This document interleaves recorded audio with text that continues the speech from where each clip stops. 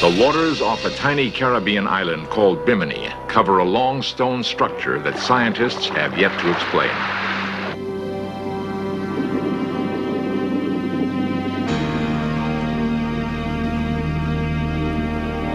The stones appear to be so carefully placed, some people have concluded they are either a road or a wall, perhaps even a remnant of Atlantis. A nearby healing well is supposedly linked to the mystical springs of that lost civilization. While diving near Bimini, a San Diego physician claims discovery of a submerged pyramid, inside which he found a crystal ball. He says this crystal emits a power capable of repelling metal.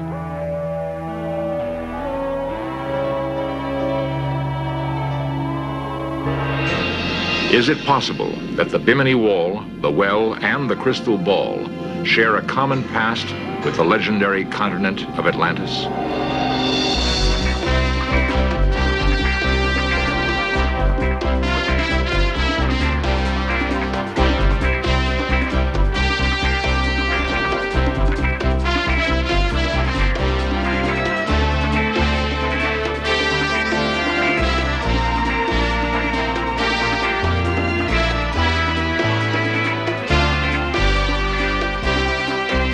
This series presents information based in part on theory and conjecture.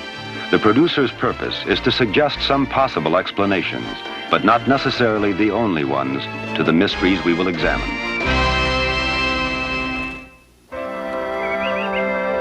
The Twin Islands of Bimini, 60 miles east of Florida, are a tropical paradise, home for 2,000 people. The atmosphere is relaxed and happy. It seems difficult to imagine that these easygoing people could be the descendants of Atlanteans who purportedly had the power to rule the world. There is, however, evidence that alludes to that fact. Beyond the fashionable yachting docks in the dense undergrowth of the North Island is the figure of a fish etched in sand. Native lore gives no clue to what it represents, but it does lie close to a mysterious series of huge square rocks submerged in 15 feet of water off the coast. The blocks are so perfectly fitted together that some people have likened them to a Roman highway.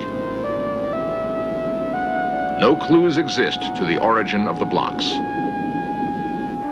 There are claims that they are ordinary beach rock which broke off from the Bimini coastline thousands of years ago. Such formations are common in tropical waters throughout the world. One of those who believes the wall is beach rock is Eugene Shin, a U.S. Geological Survey team member who conducted an analysis of the Bimini Wall. We did two types of things. First, we cored the blocks, and we determined that they were beach rock. And every geologist, and that's dozens of geologists, have looked at those rocks, and everyone has come to the conclusion it's beach rock because it's so easy to recognize. The question is, are those slabs of beach rock in place? Shin and a three-man diving team used hydraulic drills to bore through the rocks. 18 cores were taken. The goal was to determine if the stones had once been part of the coastline. If so, had they fallen into the sea or been carefully placed in position? After drilling down half a foot, the geologists removed the cores and examined them closely. The pattern of the grain indicated that the stones had formed naturally and then at some later date became submerged. This finding led to Shin's own conclusions about the origin of the wall. Oh, I think that it's an entirely natural phenomenon, composed of beach rock, as I pointed out earlier, and a combination of a little rise in sea level and the scouring out of the sand underneath has caused the blocks to settle to the bottom. And all of the various shapes can easily be explained by well-known natural phenomenon familiar to all geologists. Shin points to a similar phenomenon occurring at the Dry Tortugas National Park south of Key West, Florida. Could the constant attack of the surf have created the lines in the Bimini Wall, just as it has created these individual blocks in the Tortugas? Other questions remain unanswered. How could the Bimini Wall have dropped 15 feet when the natural erosion rates indicate that it should be no deeper than 3 feet below the surface? More importantly, how could part of the wall run perpendicular to Bimini's coastline? We are left to ponder the possibility that the Bimini stones were so carefully cut and aligned, they are in harmony with existing natural beach rock.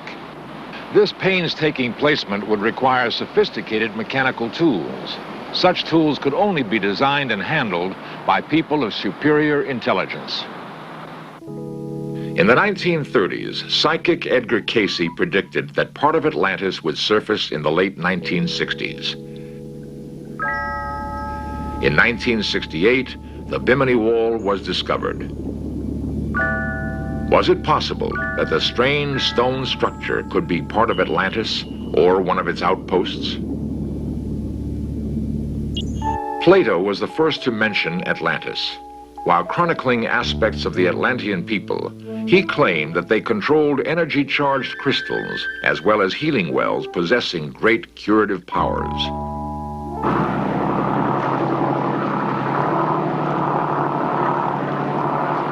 Healing wells do exist, according to Les Hemingway, author, explorer, and brother of Ernest Hemingway. He had heard of just such a well on Bimini. He and his daughter Hilary agreed to guide us to the site.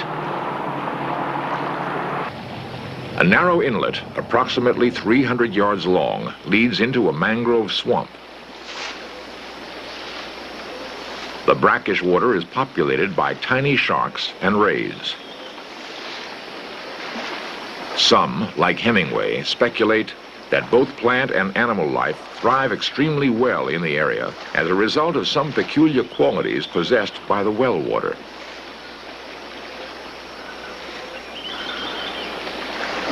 Admittedly, Hemingway is not an expert on the well's special properties as a result of direct personal experience. However, he has concluded that the well itself apparently possesses the power to heal. Here is where the actual fountain of youth is. The flow is thousands of gallons per day, and it's absolutely cold, pure, fresh water coming right up in a saltwater pool.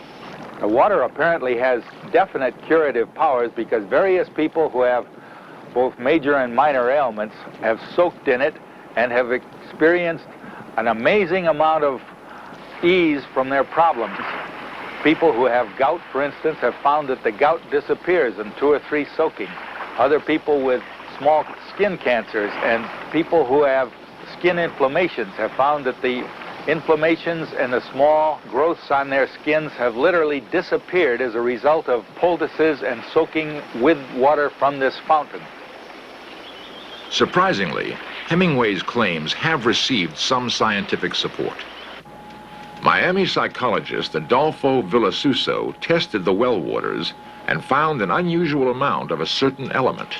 There were 2 water samples that I had analyzed in 2 local laboratories. One of them I took myself because I was kind of surprised at the high amount of lithium that was found in the well. It was a substantial amount. Laboratory analyses repeatedly revealed that the well water did have an extremely high content of lithium. Researchers within the last 10 years have found that lithium has been particularly useful in producing soothing reactions in both normal and disturbed people.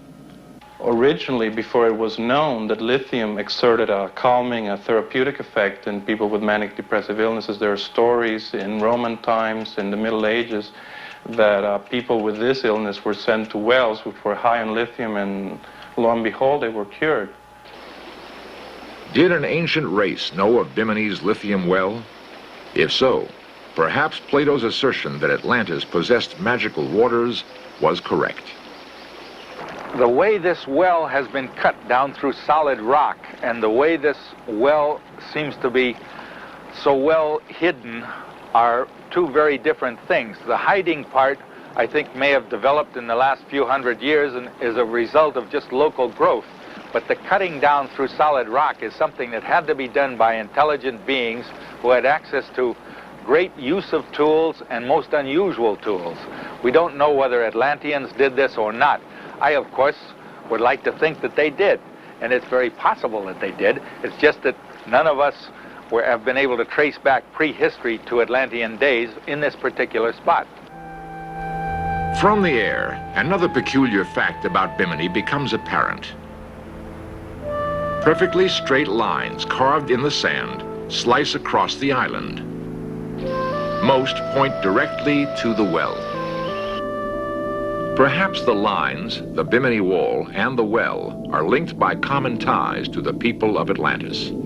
Is it possible that further exploration around Bimini might reveal hard evidence of the brilliant but lost Atlantean civilization?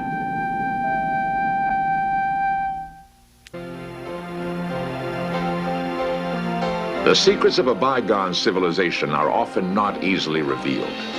The discovery of structures built by the early Egyptians sometimes leave us more puzzled than satisfied. Great debates rage over how an ancient people accomplished such architecturally complicated buildings.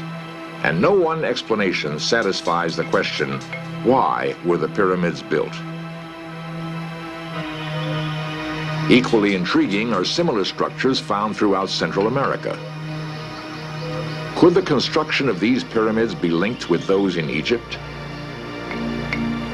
The many stone walls that survive today reveal a high level of workmanship.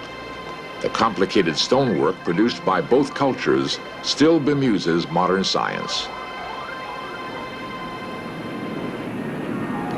The stones off Bimini bear remarkable resemblance to those in Egypt and Central America.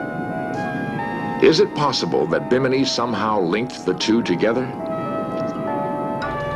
In 1972, Miami disc jockey Roby Young and well-known psychic Irene Hughes launched the unique experiment here recreated for In Search Of. They hired a plane to fly over the waters surrounding Bimini. The purpose of the flight was to gain psychic impressions of the area to help uncover tangible evidence of the existence of an ancient civilization.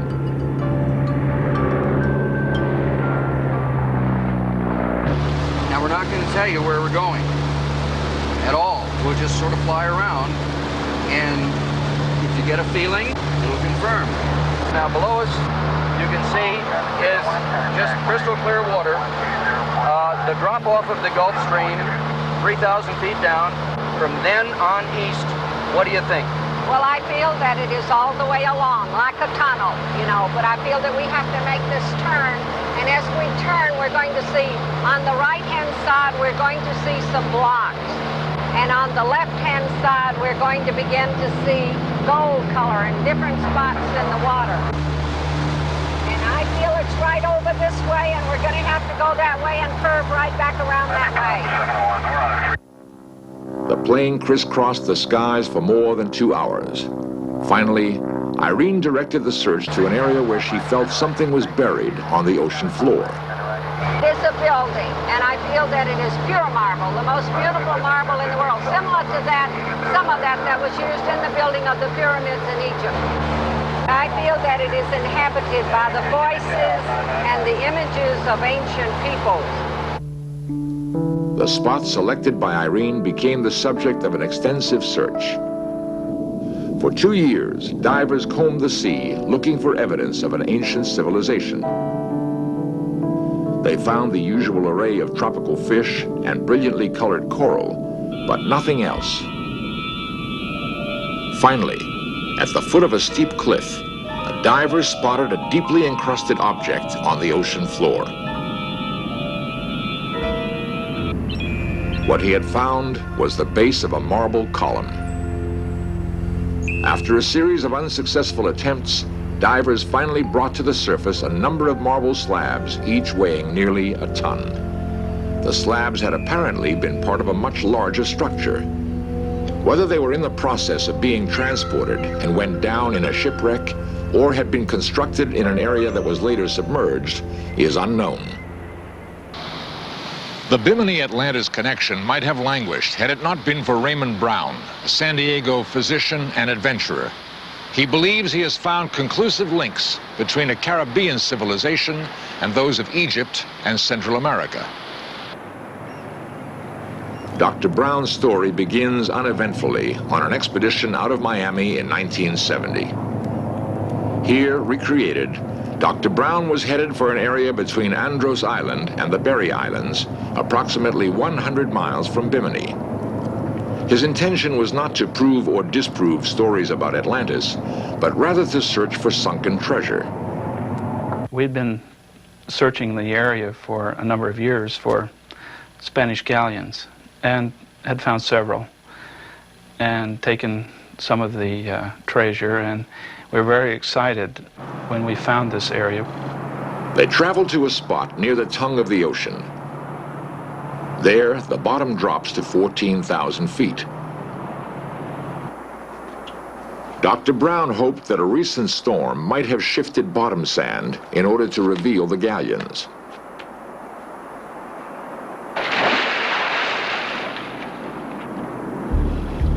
The water was very murky, and we didn't get to see all that we would like to have seen, but after the storm moved the sand for us that we'd been digging on for several years unsuccessfully, we found ruins and buildings everywhere.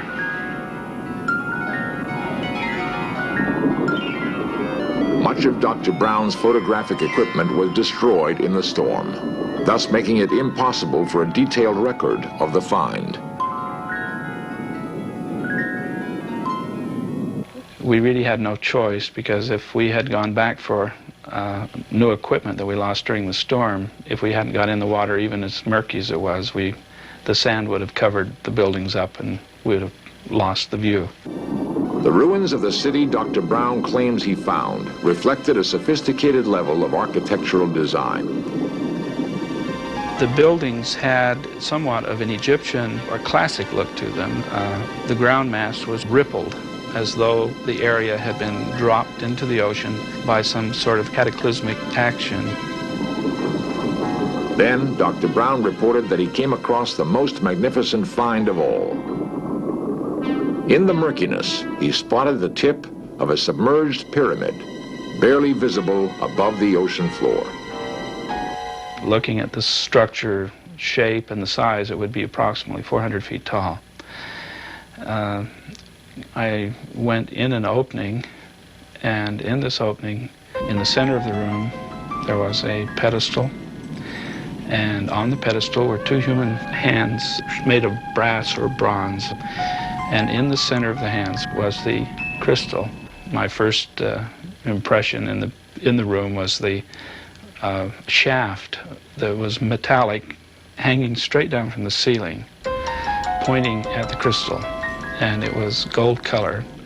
I swam, because it was still, the room was full of water, I swam up to the ceiling and tried to pry the rod loose. It wouldn't budge, so I settled back down to the floor. And I reached my hand in between the fingers of the metal hands, and I found the crystal was loose.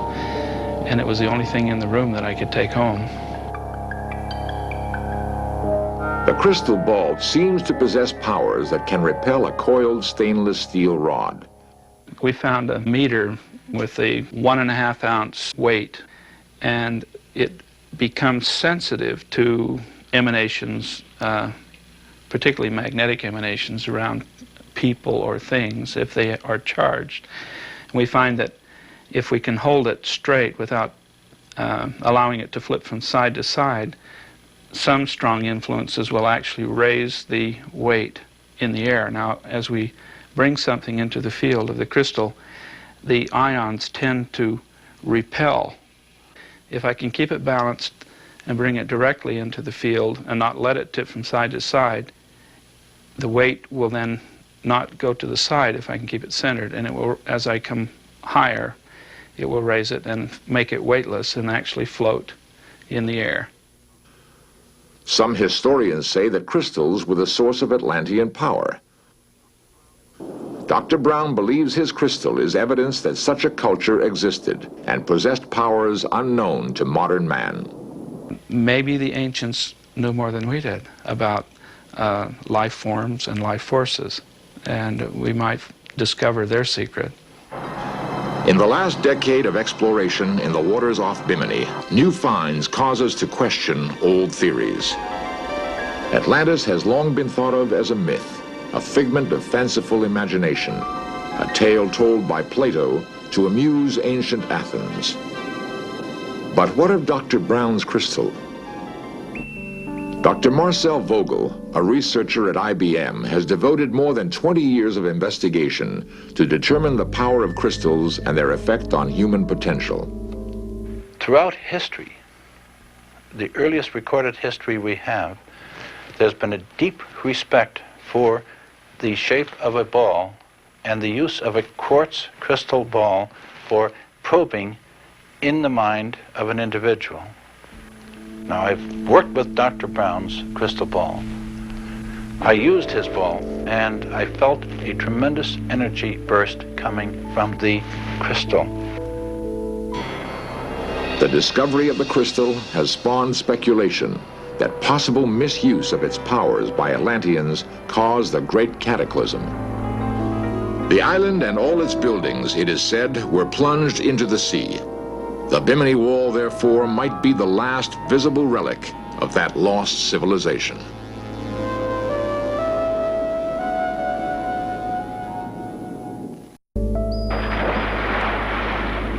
Divers have always searched for hidden treasures of the sea.